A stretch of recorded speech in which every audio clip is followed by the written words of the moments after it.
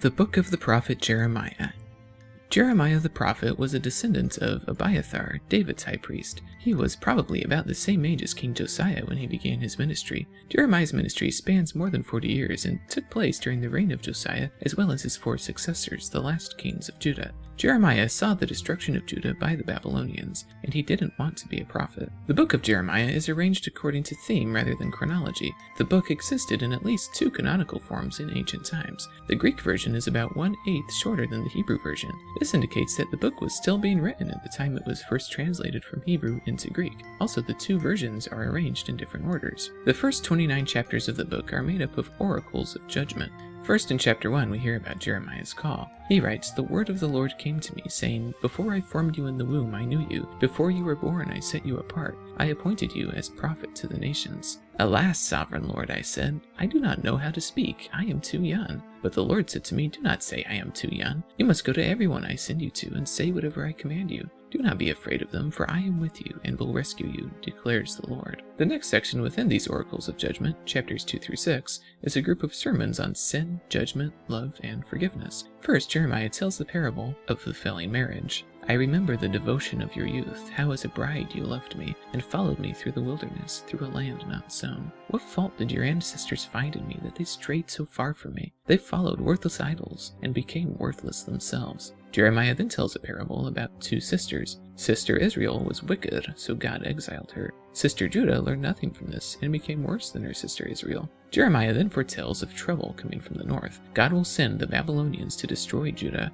and God challenged Jeremiah to find a single righteous person in Jerusalem. He says, "They have turned their backs to me and not their faces. Yet when they are in trouble, they say, 'Come and save us.' Return, faithless people, declares the Lord, for I am your husband." But he also says that in the future they will call Jerusalem the throne of the Lord, and all nations will gather in Jerusalem to honor the name of the Lord, and no longer will they follow their evil hearts. The next section of Jeremiah's oracles of judgment, starting in chapter 7, are a group of sermons on the outcome of Judah's depravity. The people had turned God's house into a den of robbers and believed God would keep them safe as they sinned. Just as God destroyed his house at Shiloh, so too will he destroy his house in Jerusalem. In the place where the people sacrifice their own children, God will pile up their bodies in slaughter. Jeremiah then describes in chapters 11 through 14 how the covenant with Yahweh had been broken. "Proclaim all these words in the towns of Judah and in the streets of Jerusalem. Listen to the terms of this covenant and follow them. From the time I brought your ancestors up from Egypt until today, I warned them again and again, saying, 'Obey me.' But they did not listen or pay attention. Instead, they followed the stubbornness of their evil hearts. So I brought on them all the curses of the covenant I had commanded them to follow, but that they did not keep."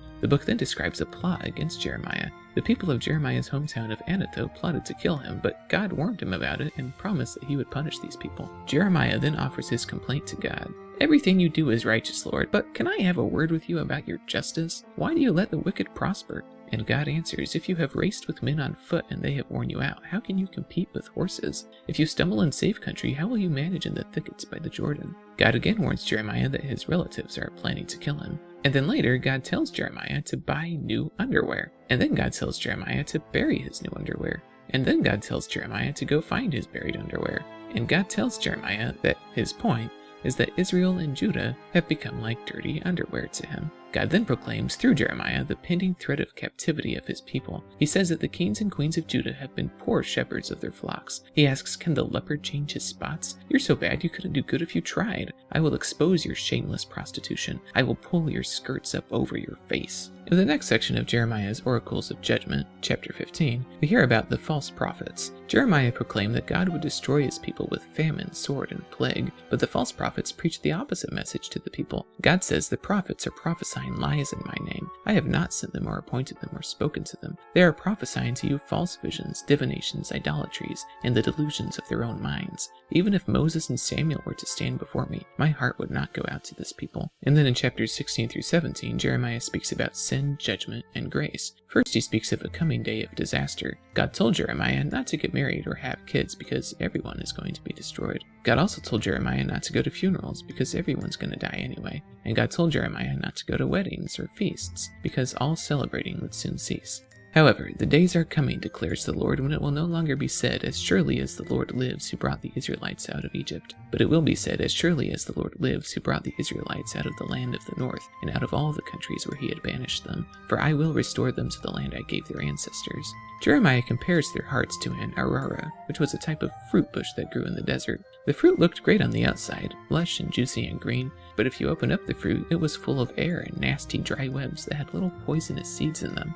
And he says, Arur, or cursed is the one who trusts in man, who draws strength from mere flesh, and whose heart turns away from the Lord. That person will be like a bush or an arar in the wastelands. They will not see prosperity when it comes. They will dwell in the parched places of the desert, in a salt land where no one lives. Jeremiah calls them to trust God with their whole selves, so that they will be like the acacia tree instead of the arara bush. The acacia tree also grows out in the desert, and it remains healthy and alive, even when it goes for years without raining. This is because it has a hidden quality. Its roots go very deep and spread so far that they can find the underground sources of water that sustain them and give them life out in the desert. The trees are used for high-quality perfume and incense. Because they remain connected to the source of life, they are able to give back to the world around them, unlike the arara bush. Jeremiah says, But blessed is the one who trusts in the Lord, whose confidence is in him. They will be like a tree, or an acacia, planted by the water, that sends out its roots by the stream. It does not fear when heat comes. Its leaves are always green. It has no worries in a year of drought, and never fails to bear fruit.